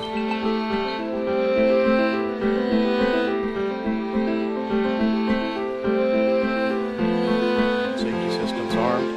10, 9, 8, 7, 6, 5, 4, 3, 2, 1, 0, and liftoff of Endeavour, going where east and west do meet at the International Space Station. El dilema de la sociedad moderna es que tratamos de entender el mundo no en términos de conciencia interna arcaica, sino cuantificando y calificando lo que percibimos como el mundo externo, a través de medios científicos y mentales. Pensar solo ha llevado a pensar más y a formular más preguntas. Anhelamos conocer el secreto que crea el mundo y orienta su camino, pero consideramos esta esencia como si estuviera fuera de nosotros, no como una cosa viviente e inherente a nuestra propia naturaleza. Fue el famoso psiquiatra Carl Jung quien dijo: aquel que mira hacia afuera sueña, aquel que mira hacia adentro despierta. No tiene nada de malo desear estar despierto, ser feliz. Lo que está mal es buscar la felicidad fuera cuando solo se puede encontrar en nuestro interior.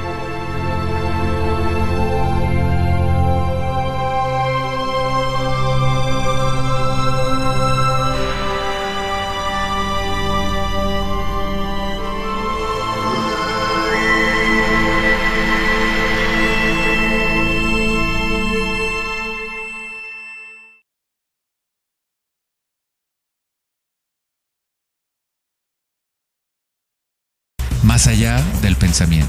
El 4 de agosto de 2010, en la conferencia Techonomy en Lake Tahoe, en California, Eric Schmidt, director ejecutivo de Google, mencionó una estadística asombrosa. Cada 2 días creamos la misma cantidad de información que hemos creado desde los albores de la civilización hasta el año 2003. Es algo así como 5 exabytes de datos. Nunca en la historia de la humanidad hemos usado tanto la mente y nunca había habido tanta confusión en el planeta. ¿Podría ser que cada vez que pensamos en una solución a un problema, creamos 2 problemas más? ¿De qué sirve pensar tanto si no conduce a una mayor felicidad? ¿Somos más felices? ¿Más ecuánimes? ¿Más alegres como resultado de tanto pensar? O quizás nos aísla, nos desconecta de una experiencia más profunda y más significativa de la vida.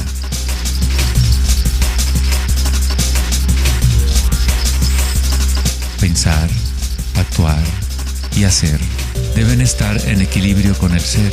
Después de todo, somos seres humanos, no actos humanos.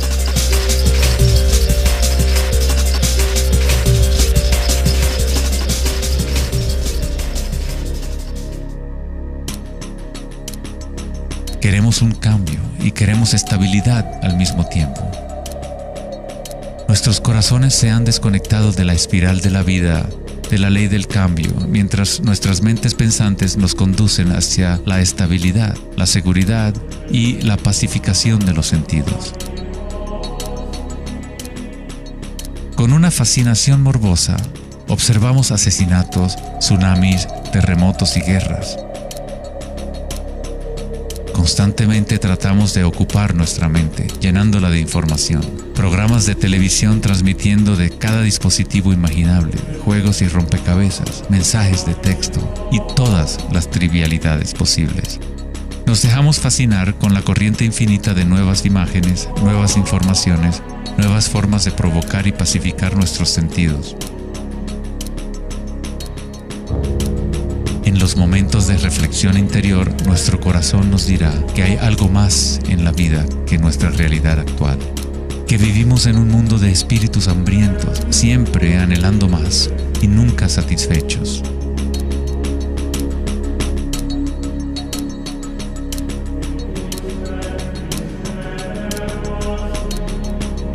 Hemos creado una vorágine de datos que vuelan alrededor del planeta para facilitar más pensamientos, más ideas sobre cómo arreglar el mundo, para solucionar los problemas que solo existen porque la mente los ha creado. Los pensamientos han creado todo el lío en el cual nos encontramos actualmente. Libramos guerras contra enfermedades, enemigos y problemas. La paradoja es que aquello que resistes, persiste. Cuanto más te resistes a algo, más se fortalece. Al igual que ejercitar un músculo, en realidad estás fortaleciendo aquello de lo cual justamente te quieres deshacer. Entonces, ¿cuál es la alternativa al pensamiento? ¿Qué otros mecanismos pueden utilizar los seres humanos para existir en este planeta?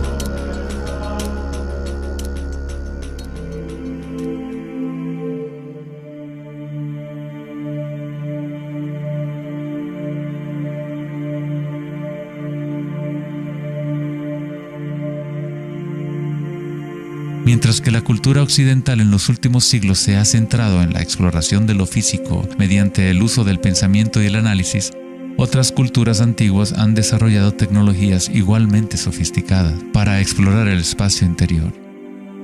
Es la pérdida de nuestra conexión con nuestro mundo interior lo que ha creado un desequilibrio en nuestro planeta. El antiguo inquilino, «Conócete a ti mismo», ha sido reemplazado por el deseo de experimentar en el mundo externo de la forma. Responder a la pregunta ¿quién soy? No es simplemente una cuestión de describir lo que está en tu tarjeta de presentación.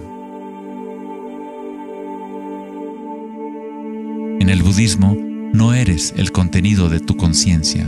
No eres apenas una colección de pensamientos o ideas, porque detrás de los pensamientos está aquel que está siendo testigo de los pensamientos.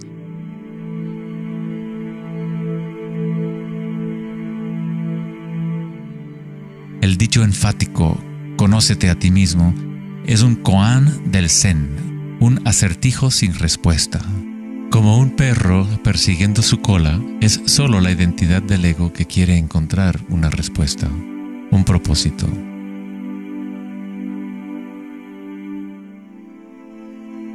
La verdad de lo que eres no necesita una respuesta, pues todas las preguntas fueron creadas por la mente egoica. No eres tu mente.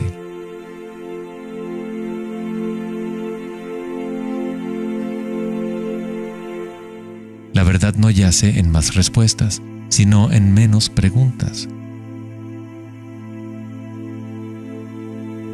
Como dijo Joseph Campbell, no creo que la gente esté buscando el significado de la vida, más bien buscan la experiencia de estar vivos.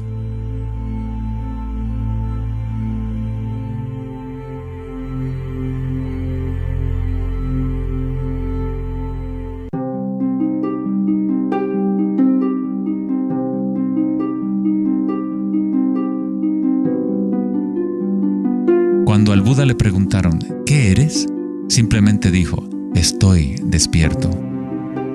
¿Qué quiere decir eso, estar despierto?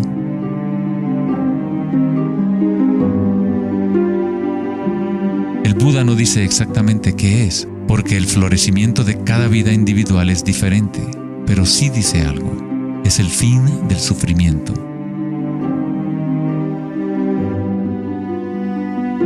Toda tradición religiosa importante tiene un nombre para el estado de estar despierto: cielo, nirvana o moksha.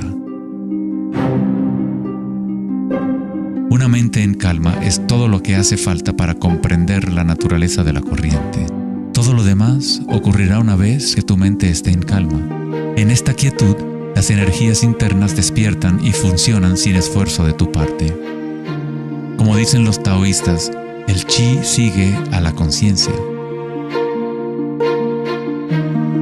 Al permanecer en calma, uno empieza a escuchar la sabiduría de las plantas y los animales, los quietos susurros de los sueños, y se aprende el sutil mecanismo por el cual los sueños se manifiestan en forma material. En el Tao Te Ching, este tipo de vida se llama Wei Wu Wei, hacer, no hacer.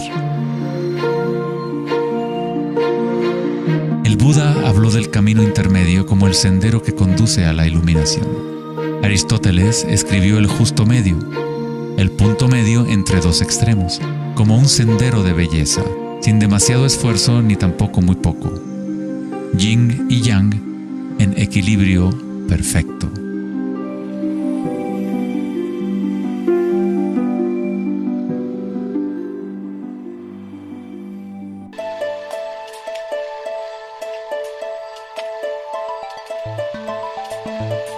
La noción de Vedanta sobre Maya, o la ilusión, es que no experimentamos el medio ambiente en sí, sino una proyección creada por los pensamientos. Por supuesto, tus pensamientos te permiten experimentar el mundo vibratorio de cierta manera, pero nuestra ecuanimidad interior no tiene que estar supeditada a acontecimientos externos. La creencia en un mundo externo independiente del sujeto que percibe es fundamental para la ciencia.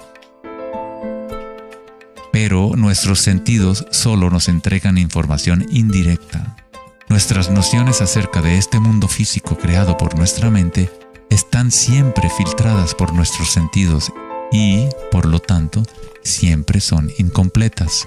Hay un campo de vibraciones que subyace en todos los sentidos. Las personas con una condición llamada sinestesia a veces sienten este campo vibratorio de diferentes maneras. Los sinestésicos pueden ver los sonidos como colores o formas, o las cualidades asociadas de un sentido hacia otro. La sinestesia se refiere a una síntesis o amalgama de los sentidos. Los chakras y los sentidos son como un prisma que filtra una serie de vibraciones. Todas las cosas del universo están vibrando a diferentes velocidades y frecuencias. El ojo de Horus se compone de 6 símbolos. Cada uno representa uno de los sentidos. Al igual que el sistema védico antiguo, el pensamiento se considera un sentido.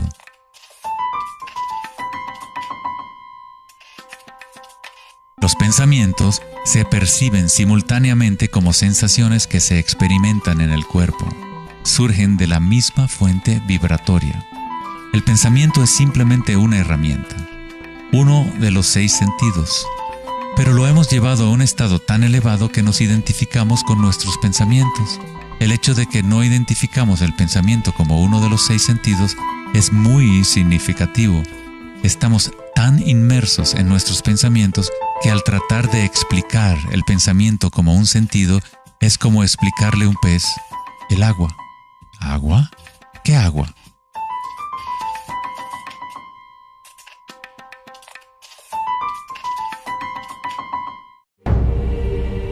En las Upanishads se dice, no lo que el ojo puede ver, sino mediante lo cual puede ver el ojo. Toma conciencia de eso para ser Brahma, el Eterno, y no lo que la gente aquí adora. No lo que el oído puede escuchar, sino mediante lo cual puede escuchar el oído. Toma conciencia de eso para ser Brahma, el Eterno, y no lo que la gente aquí adora.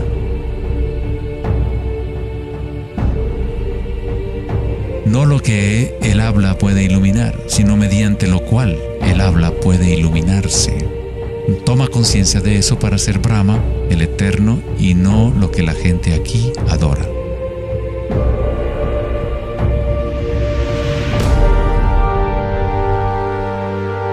No lo que la mente puede pensar, sino por lo cual la mente puede pensar. Toma conciencia de eso para ser Brahma, el Eterno, y no lo que la gente aquí adora.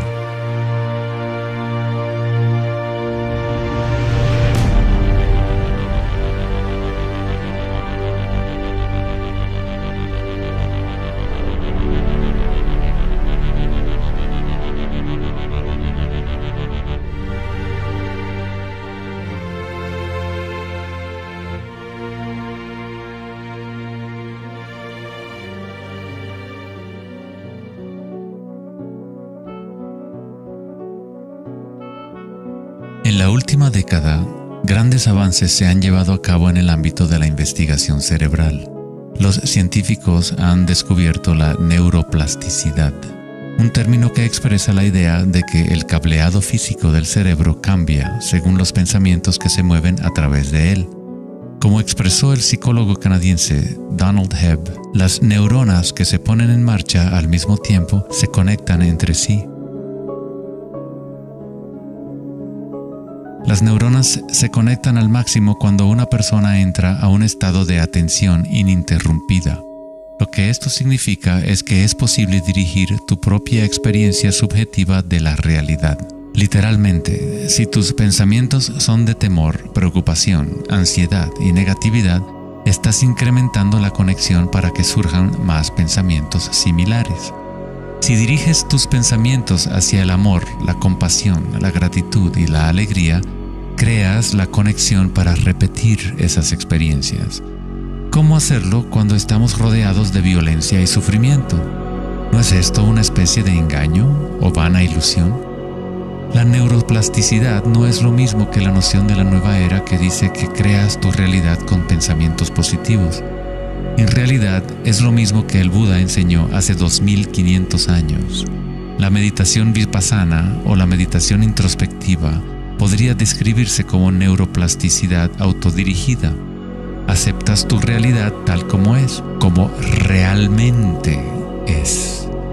Pero tú lo experimentas en el nivel raíz de la sensación, en el nivel vibratorio o energético, sin prejuicio o la influencia del pensamiento. A través de una intención ininterrumpida en el nivel raíz de la conciencia, se crea la conexión para una percepción completamente diferente a la realidad.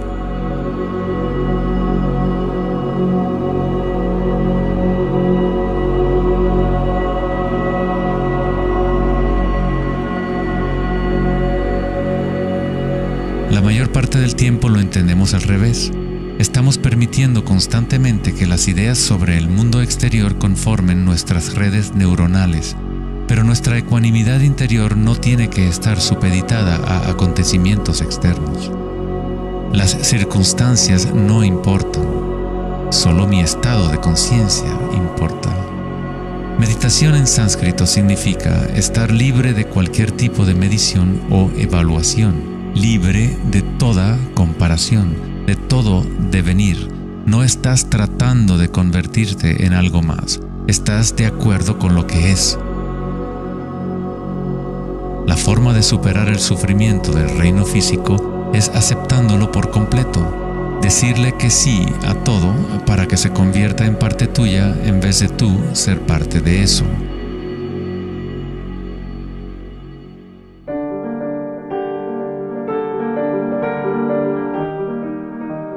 ¿Cómo se puede vivir de tal manera que la conciencia deje de estar en conflicto con su contenido? ¿Cómo puede uno vaciar el corazón de las ambiciones mezquinas? Debe haber una revolución total en la conciencia, un cambio radical en la orientación del mundo exterior al interior. No es una revolución provocada solo por la voluntad o el esfuerzo, sino también por la entrega total, la aceptación de la realidad tal como es. Solamente desde el corazón podemos tocar el cielo. Rumi. La imagen del corazón abierto de Cristo transmite de forma poderosa la idea de que uno debe abrirse al dolor. Uno debe aceptar todo si desea permanecer abierto a la fuente de la evolución. Esto no significa que te conviertes en un masoquista. No buscas dolor, pero cuando el dolor viene, lo cual inevitablemente ocurre, simplemente aceptas la realidad tal como es en lugar de anhelar otra realidad. Los hawaianos han creído durante mucho tiempo que es a través del corazón que aprendemos la verdad. El corazón tiene su propia inteligencia, tan obvia como la del cerebro. Los egipcios creían que el corazón, y no el cerebro, era la fuente de la sabiduría humana. El corazón era considerado el centro del alma y la personalidad. Era a través del corazón que se expresaba la divinidad, impartiendo conocimientos a los antiguos egipcios sobre su verdadero camino. Este papiro representa la medición del peso del corazón. Era considerado algo bueno pasar la vida después de la muerte con un corazón liviano. Eso significaba que habías tenido una buena vida. Una etapa universal o arquetípica que experimentan las personas en el proceso del despertar del centro del corazón es la experiencia de la energía personal como la energía universal.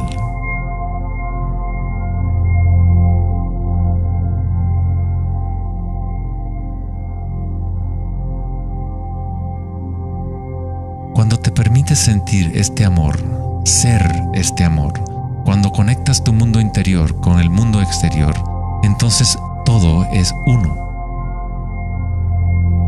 ¿Cómo podemos experimentar la música de las esferas? ¿Cómo se abre el corazón?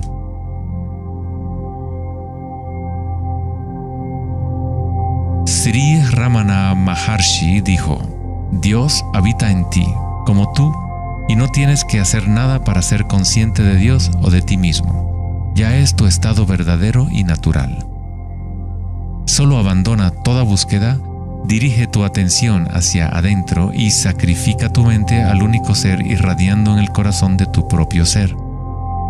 Para que esto sea tu experiencia que vives en el presente, el autoconocimiento es el único camino directo e inmediato.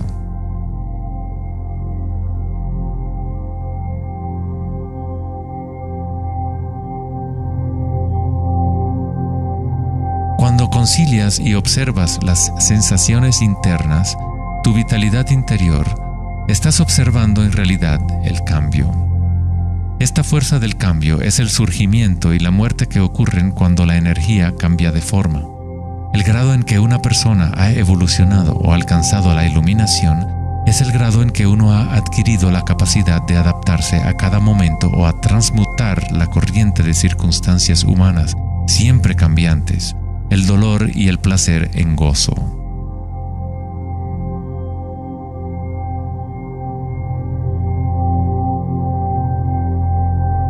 Leo Tolstoy, autor de La Guerra y la Paz, dijo que todo el mundo piensa en cambiar el mundo, pero nadie piensa en cambiarse a sí mismo.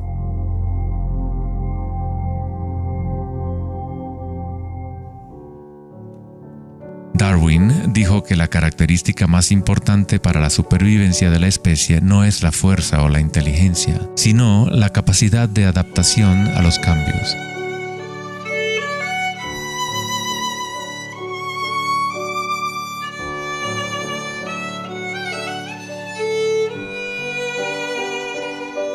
Debemos convertirnos en expertos en adaptación.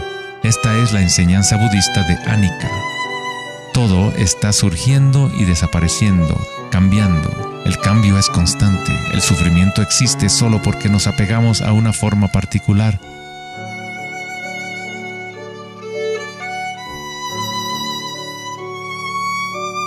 Cuando te conectas a la parte tuya que observa, con la comprensión de Anika, el gozo surge en el corazón.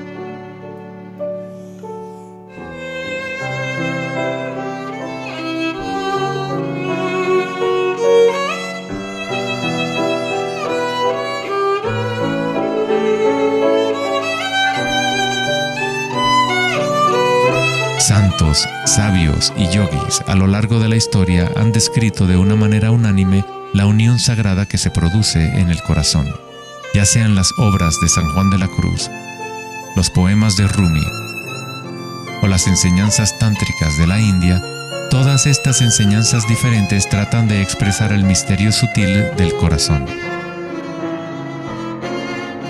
En el corazón, esta es la unión de Shiva y Shakti, la penetración masculina en la espiral de la vida y la entrega femenina al cambio.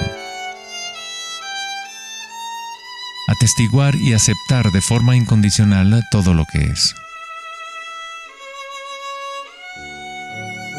Con el fin de abrir tu corazón, debes abrirte a los cambios. Vivir en el mundo aparentemente sólido, danzar con él, comprometerte con él, vivir en plenitud, amar por completo, pero sabiendo que es transitorio y que, en última instancia, todas las formas se disuelven y cambian. El gozo es la energía que responde a la calma. Surge al vaciar la conciencia de todo contenido. El contenido de esta energía de gozo, producto de la calma, es la conciencia. Una nueva conciencia del corazón. Una conciencia conectada a todo lo que es.